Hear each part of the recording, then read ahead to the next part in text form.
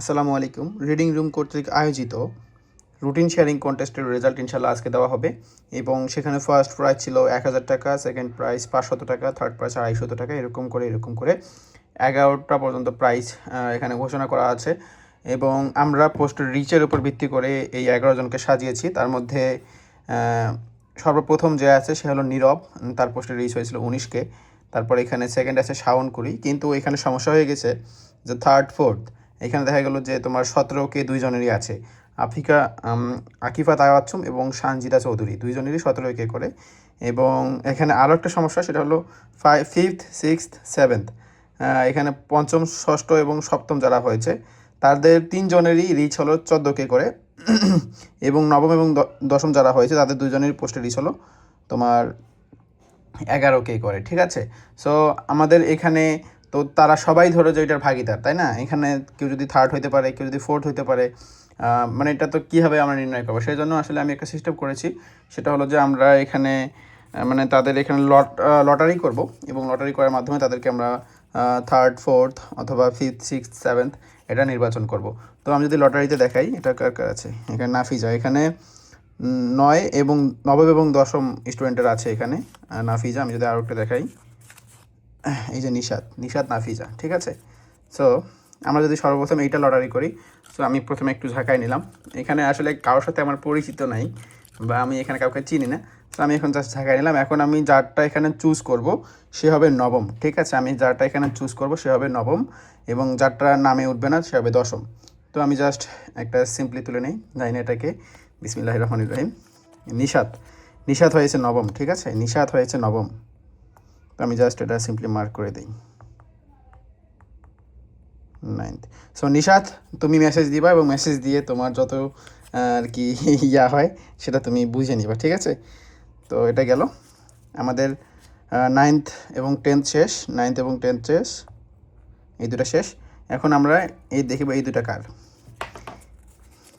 এটা হলো সানজিদা চৌধুরী, অর্থাৎ এটা হলো তোমার থার্ড এবং ফোর্থের, আর সে হলো এটা আকিফা তাওয়াচ্ছুম। ঠিক আছে, সো এটা দেখলাম। এখন এটা আমরা ঠিক আগের মতো করে লটারি করব।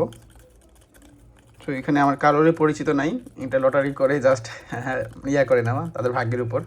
সো এখন জাস্ট আমি একটা তুলে নিব, যাকে আমি তুলবো সে হবে থার্ড এবং যাকে তুলবো না সে হবে ফোর্থ। ঠিক আছে, তো আমি এটা তুলে নিই, দেখি। সানজিদা চৌধুরী সে হলো থার্ড, সে হলো থার্ড। ঠিক আছে,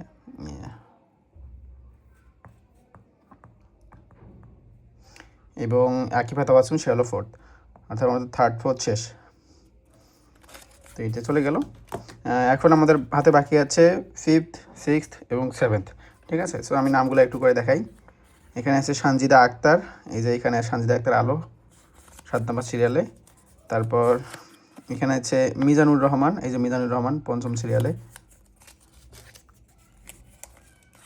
এখানে আছে সাদিয়া, এই সাদিয়া 6ষ্ঠ সিরিয়ালে। ঠিক আছে, তো ঠিক আমি আগের মতো আবারও ঢাকায় নিব।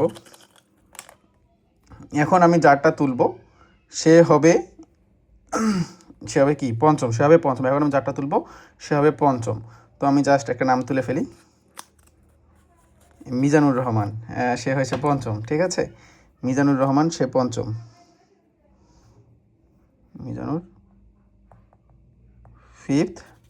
তারপর এখন আমি যারটা তুলব সে হবে ষষ্ঠ। ঠিক আছে, সে হবে ষষ্ঠ। এই সানজিদা আক্তার আলো, এ হলো ষষ্ঠ এবং সাদিয়া হলো সপ্তম। তো এটাই হলো আমাদের লিস্ট। প্রথম নীরব, সেকেন্ড শাওন কুরি, তারপর থার্ড হলো সানজিদা চৌধুরী, তারপর ফোর্থ হলো আকিফা তাবাসসুম, ফিফথ হলো মিজানুর রহমান। এখানে নাম দেওয়া ছিল আনিকা বুশরা, সে হয়তো বা তার ভাই বা বাবার আইডি থেকে পোস্ট করেছিল মিজানুর রহমান নামে।